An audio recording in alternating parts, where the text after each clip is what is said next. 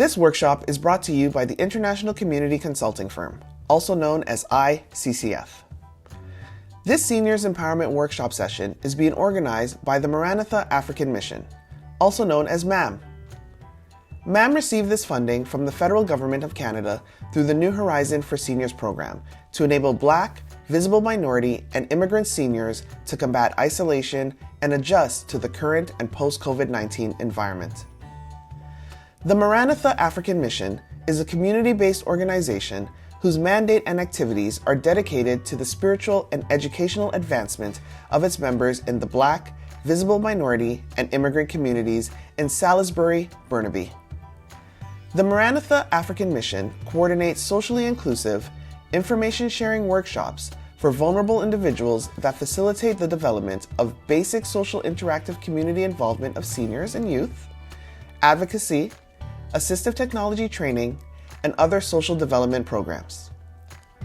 MAM achieves its mandate and upholds its vision by providing direct services to as many as 115 Black and visible minority community members annually. These services include 1.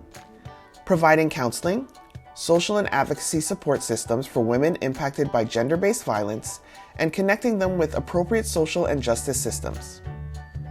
2. Provide settlement and integration initiatives and employment assistance for Black and visible minority newcomers to BC. 3. Increasing accessibility to social programming for Black seniors to improve their community engagement and combat social isolation and loneliness. And 4. Delivery of nutritional food and personal protective equipment to vulnerable Black and visible minority families. Before we begin our workshop, let's take a look at this short video by NBC News discussing the effects of social isolation for seniors. You all go home and sit with your families and your loved ones. We don't. We don't get to eat dinner with them. We don't get to sit with holidays for them. Memorial Day, Father's Day, Mother's Day, birthdays, it all went by without being with them.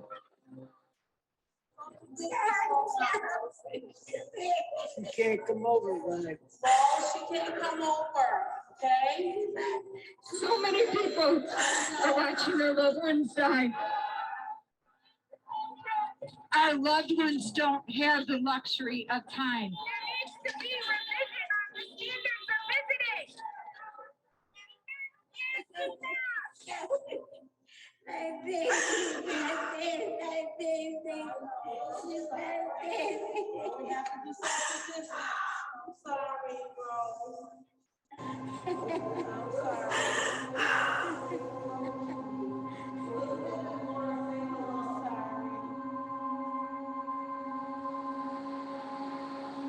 What does isolation do to a human being when you isolate them from their family and from other human beings? We're taking away the thing that's most important to anyone at the end of life, and that's your family.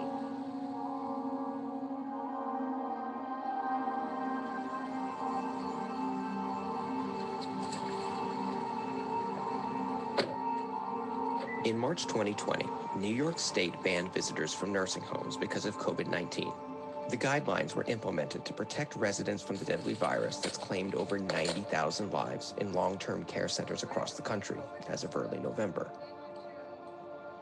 Over time, some facilities began allowing visits through a window or in-person visits that were socially distanced. While the pandemic has forced long-term care centers to impose strict restrictions on visitors, some medical experts say that social isolation after so many months is leading to many residents' rapid mental and physical decline, and in some cases, contributing to their deaths.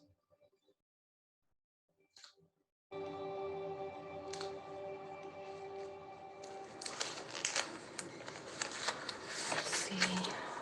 Oh, here's my grandparents. That's a good picture. Them on the boat together. Oh, wow. You can't see the boat. This one, my grandma wrote a note to my grandpa on it. Does it say here? To my Dolly, I love you so much, hon. For eternity. From your loving wife, Violet. She can't come over, guys. No, she can't come over, okay? She's crazy. I know, she can't come over, okay? Okay, okay, okay, okay.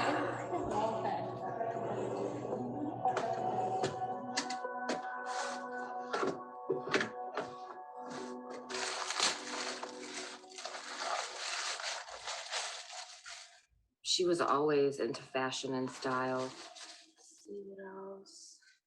Oh, I remember this so vividly. My grandma used to wear this nightgown all the time when I was a little girl because, you know, she raised me. When we would sit on the couch together, I used to always like pet the cheetah. It was my favorite nightgown when she wore it. I just want to tell you something. Just come over here. Just come a little bit. Let's talk to me. You can't come, you can't come. You can't come. Well, I can't, I won't let you. This woman isn't just my grandmother, she's my mother.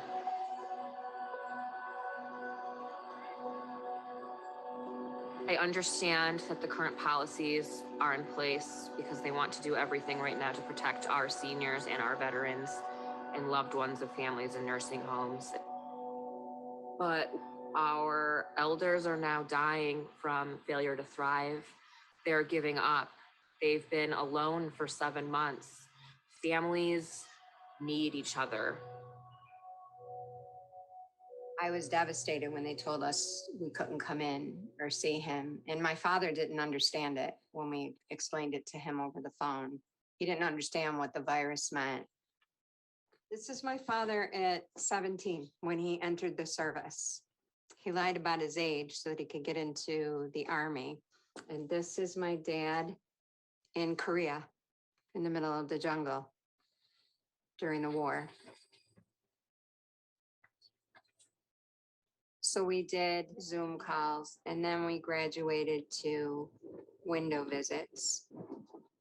And seeing your parent through a window like an animal in the zoo.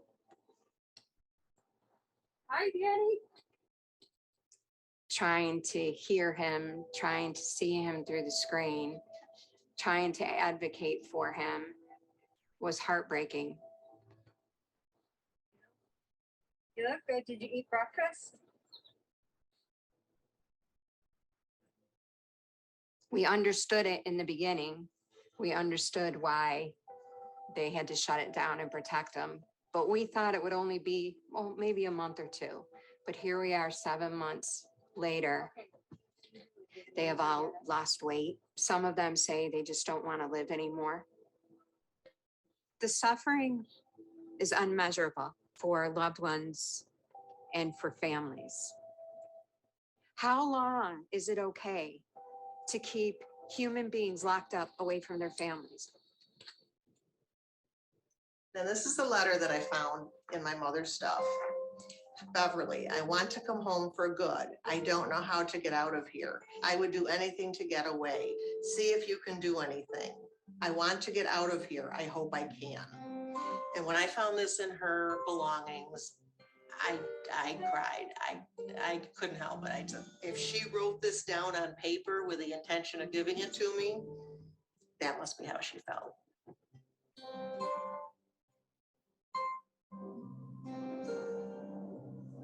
The fact that I could see my mother for the first time in 7 months and not be able to physically embrace her or give her a kiss on the cheek or hug her or let her touch my belly and talk to my baby is one of the most heartbreaking things I've ever experienced in my life.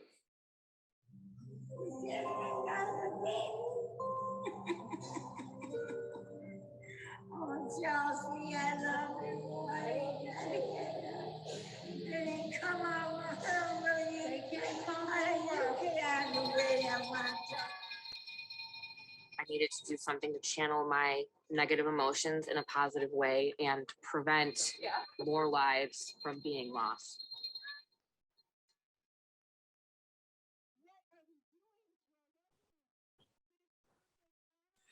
This is the ICCF Senior Safety Workshop.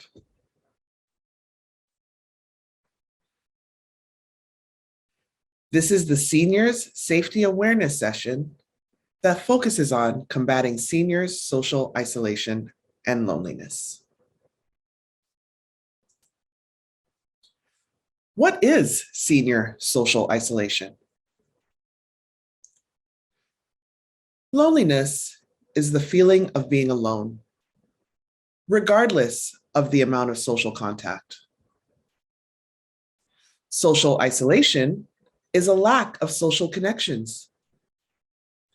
Social isolation can lead to loneliness in some people, while others can feel lonely without being socially isolated. First-generation immigrants experience stressors that can increase their social isolation, such as language barriers, differences in community, family dynamics, and new relationships that lack depth or history.